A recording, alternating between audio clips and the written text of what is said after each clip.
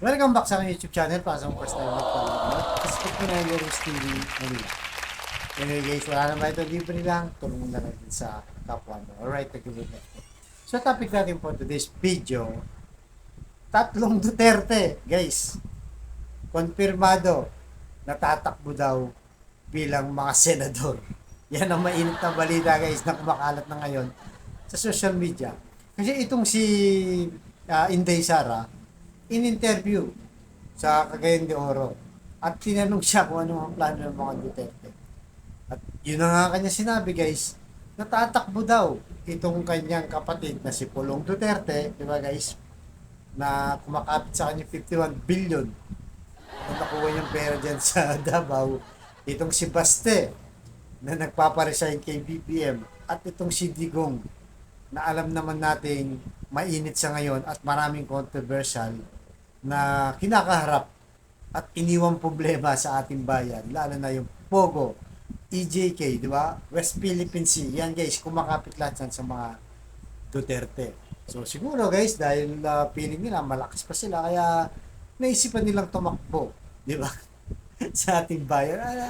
Ano nga ba nangyayari sa ating bayan, di ba? Parang ginagawa nilang family business na itong Senado. So bago yan guys, bago natin tuloy ang ating discussion, panoorin muna natin yung mismong interview kay Inday Sara. Right? Pasok, Inday. Vice President Sara Duterte says that former President Rodrigo Duterte, Davao 1st District Representative Paulo Duterte, and Davao City Mayor Sebastian Duterte will run for senator in the 2025 elections. The Vice President confirms that three Dutertes will run for Senate during an interview in Cagayan de Oro City. Lahat sila raring na tumakbo Si PRD, senator. Yung kuya ko, si Paulo Duterte, yung congressman ngayon, senator. Si Sebastian Duterte. Yes, tatlo ang Duterte next year. Confirm na ba yan galing sa UBP? Or sa yes, mama mo? confirmed yan. Sara Duterte So yun guys, napanood nyo, di ba? Talagang walang kabusugan. Di ba? Itong mga Duterte. At ang sabi nila, talagang sabi ni Sara, konfirmado daw sa susunod na election ay tatakbo yung kanyang kapatid at ang kanyang tatay. Ngayon guys, kung matutuloy ito, alam naman natin minsan, di ba, labang bawi yung mga Duterte, di ba? Sabi dati ni Duterte, meron tayong presidenteng bangag, drug addict, si Pangulong Bongbong Marcos. Tapos kalaunan, sinabi niya, hindi ko naman sinasabing addict siya. Di ba? So, tignan natin guys kung matutuloy. Ngayon guys, kung matutuloy, ano nang mangyayari sa ating Senado guys, di ba? So, tatlo kagad dyan guys, di ba? Si Pulong, si Baste, si Digong.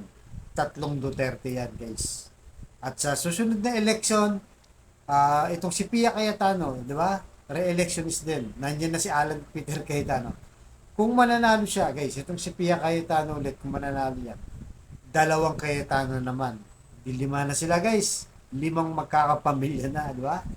At itong si Mark Villar na ngayon ay nakapwesto na at paalis na itong si Cynthia Villar. At tatakbo daw, balita, di ba? Itong si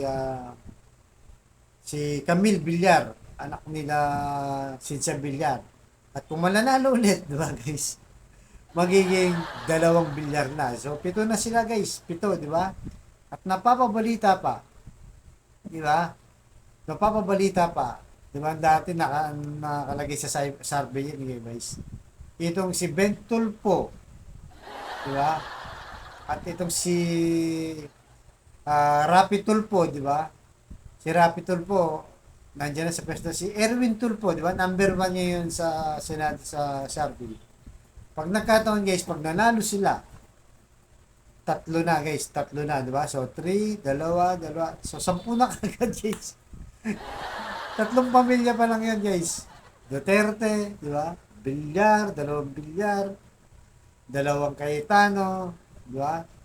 3 Tulfo, 10 na kagad yung guys. Alos kalahati na lang majority ng Senado, di ba? At nandyan pa yung magkapatid na half brother, si JB Ercito at saka si Jingo Estrada. 12. So, ibig sabihin, kalahati na, guys.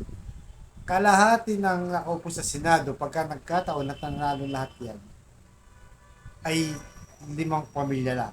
Di ba? Sila-sila lang din. Ginawa talagang family business. Di ba? Ito yung tinatawag natin na malaking problema ng ating bayan. Itong political dynasty. Hindi na naman niya sa Senado, guys. Di ba? Kahit sa lokal. Minsan, gobernador, yung asawa, yung anak vice governor, sa mayor, ganyan din. May mga konsyal, sa congressman. Marami, di ba, guys?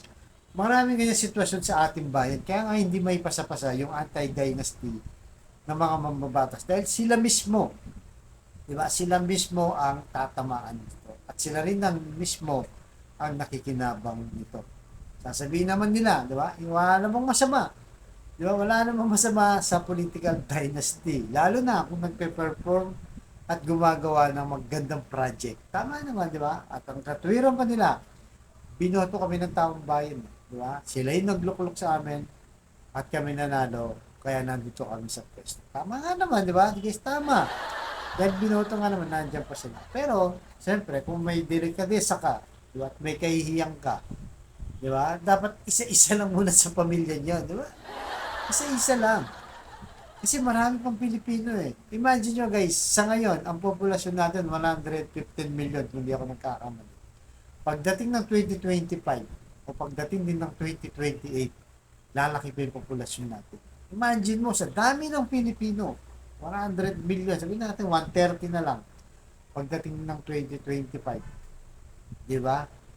O, pagdating ng 2025, sa laki ng populasyon natin, 12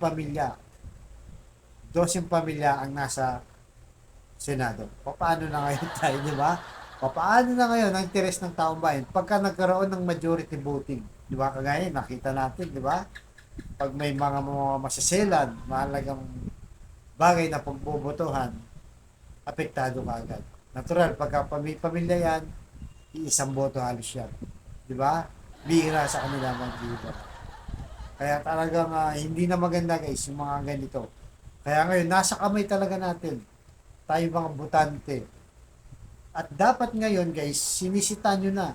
Sinisiyasat nyo na. Yung mga nakaupo dati, na ngayon ay nagiging problema natin, particularly yung mga Duterte, di ba guys? Na ngayon ay sakit ng ulo ng bayan. Yung Pogo, yung EJK ngayon, tuloy-tuloy ang guys, yung investigasyon. At i-discuss din natin, may papatawag na itong si Digong, sila Bato. At mukhang makakaharap, pati sila Ila de Lima. Di ba guys? So yung Pogo ngayon, na talagang gumulantang sa taong bayan na may init na pinag-uusapan. At buti na lang, nandiyan sila Senator Risa Ontiveros. So nakita natin guys, di ba? Na ganyan talaga yung kalagayan ng ating political dito sa ating bansa. Kaya nga ako guys, hanggang ngayon kay Isko ako. Ano sabi ni Isko? Ako lang ang uupo sa mga anak ko. Diba? Actually, ito sinabi niya guys. Nung mayor siya, pwede naman siya magpatakbo ng asawa niya. Councilor, di ba? Yung anak niya, pwede naman, nasa edad din yan. Pero hindi niya ginagawa. Dahil isang moreno lang ang uupo. Tama na yun. Pwede namang salitan yan, di ba? Pero hindi ganyan ang mga ibang politiko. Alam naman natin na ginagawang family business ng mga ibang politiko dyan. Talagang buong lalawigan, di ba? Gusto nila isang pamilya na may hawak at ayaw na nilang bitawan ito hanggat hindi darating yung talagang magpapatumba sa kanilang pamilya. Kaya gumising po tayo guys ha, yung mga pro-China, yung mga wala namang ginagawa sa Senado, di ba? Nakita natin yung performance nila sa hearing, di ba? Dapat yung talagang may manasakit sa taong bayan. At ang pinaka-importante, hindi sila pabor sa mga interest lang nila. Nakita natin yan guys kay Kibuloy, di ba? Sila Robin Padilla, pinagtatanggol si Kibuloy. Samantalang nasa korte na ang kanyang kaso, pinapatupad lang yung paghuli sa kanya. Kinukontra nila, di ba? Sa subpina pa lang, sa warrant of arrest pa lang. Di ba? Sila Bato, yan. Kinukontra na. Interest ng taong bayan, di ba? May mga biktima to. Ganun din sa EJK, di ba? May mga biktima tayong kababayan na nangangailangan ng justisya. Kailangan doon ka pumapanig. Hindi sa mga Nakita natin, di ba? Itong si Bongo rin, sinabi rin, hanggang mamatay siya kay Duterte to. Binoto kayo ng taong bayan eh, di ba? Dapat taong bayan ang unahin nyo. Hindi yung mga personal na interest. Porque tinulungan kayo, wala ka ng pakialam sa desisyon ng mandato mo bilang senador pagdating sa botohan o pagdating sa mga agreement na mahalagang bagay. So kayo guys, anong masasabi nyo dito? Na 3 Duterte daw ang tatakbo sa susunod na eleksyon. At gaya na diniscuss natin, magiging family business o family senate ang ating senado. Dahil kalahati pala niyan guys, pag nanalo lahat yan, kalahati pala niyan ay boto na nila sa senado. Majority na sila guys. Makakuha lang ng 2 hindi senador na hindi sakop sa kanilang pamilya, pasok na sila kung anong gusto niya. At maging, siyempre, itong Duterte nito, maraming sakit na ulo ni BBM to guys. Siguradong re-rest back ito kay Digong, ay kay BBM. Kasi alam naman natin ngayon, ubos na ang political na allies ng Duterte. PDP, mayor man yan, senador, wala, ubos na lahat guys. Wala nang alas kumakampi sa kanila. Baka titignan din natin, although challenging naman, okay din na challenge dahil na titignan natin kung tatakbo silang 3, pag natalo silang lahat, ibig sabihin ayaw na talaga ng taong bayan. Although meron pa naman silang supporter guys, yung mga Duterte na niniwala tayo. Pero hindi na ganun kalakas kagaya ng 2016 at ng 2020. Dahil nakita natin ngayon, di ba, mga Marcos loyalists, binabakbakan din yung mga Duterte. So medyo magulo to, talagang ganyan guys, maging wise na lang po sa ating sa pagboto. Di ba? Tumingin tayo doon talaga sa mga senador na kayang ipagtanggol ang ating bayan, taong bayan, hindi ang kanilang mga kaibigan. Alright guys, hanggang dito lang po. Thank you very much.